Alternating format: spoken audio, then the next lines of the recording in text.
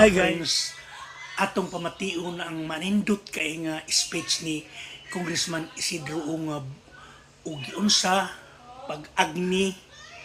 ni sa magsuong Marcos si Inday Sara nga maging iyang Vice President. Unya ilang gisaad sa kang Inday Sara nga ikaw lang sa presidente o ikaw lang sa ang Vice Presidente, unya ako ang mag-president kay mag-sitinta naman ko, then ikaw bata pa, then pagka 2028 ikaw ang maging presidente na sad, unya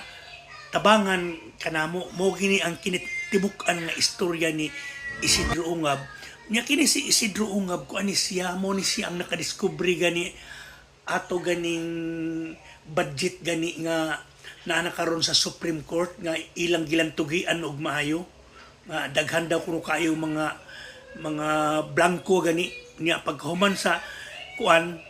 ilan nang gipamutangan og mga play amount.